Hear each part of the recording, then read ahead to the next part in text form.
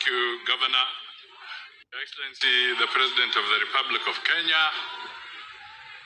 Mheshimiwa William Samoei Ruto, the party leader of ODM, Honorable Buru Dinga, and the entire leadership of ODM, and the founder members present, good evening. I will be very brief. One, as I want to say congratulations as you hit 20. We must also acknowledge that when you are 20, you are not a toddler. ODM has come of age. It's an adult. It's a strong political movement. Secondly, I just want to highlight, following what Henry Kosgei did say, if there's one thing that I sometimes always remember, is that in the journey to a new constitution, in Naivasha, in the middle of a very heated conversation, the PNU side was insisting on a presidential system. ODM was insisting on a parliamentary system. But one thing that came into play was devolution. And when the question was put that PNU is saying that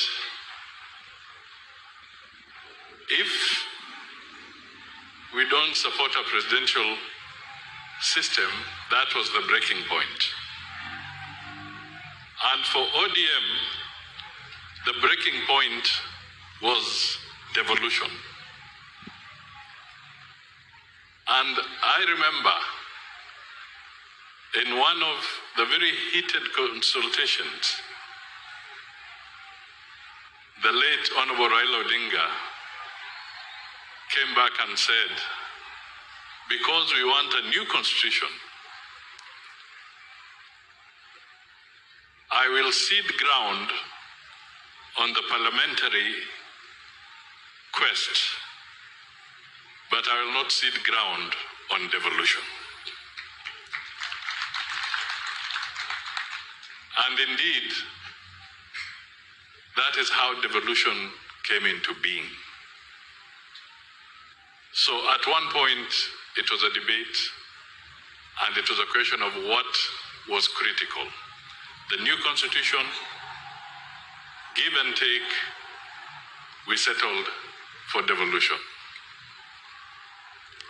The third thing that maybe I should highlight, it's being said here maybe lightly, but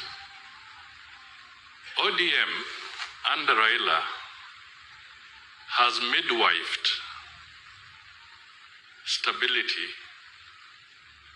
and transitional and smooth transition in this country. Let me repeat that. ODM has midwifed stability and smooth transition in this country. Whenever there was a crisis of untold proportions,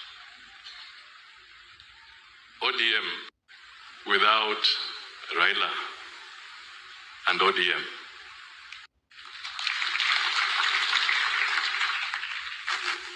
that transition, that quest, he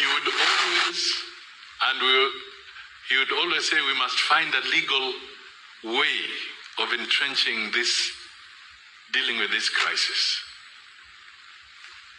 When Kofi Annan was there and all that, and we were transiting for the Grand Coalition government, there had to be a Kamkunji in Parliament, addressed by Kofi Annan, Mkapa, and Gracia Machel. After that, there had to be a constitutional resolution for that grand coalition to have legal standing. The changes that have come through our electoral system and reform, the IBC, Raila and ODM have always spearheaded the need to anchor it in a legal process. So, why am I saying this? I am saying this because it is important when we look around that a strong nation will be anchored in the rule of law and in constitutionalism.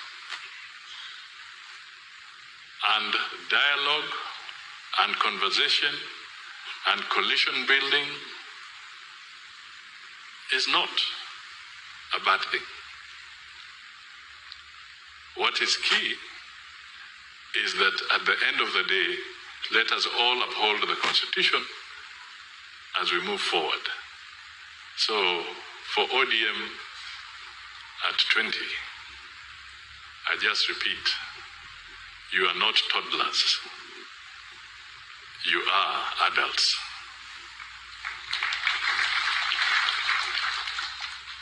With those remarks, I think I cede ground and invite the party leader, the Honorable Oburu Oginga, to make his remarks, and thereafter invite His Excellency the President so that he can address us as we speak. ODM hoye! ODM hoye! Nasahawa! Nasahawa!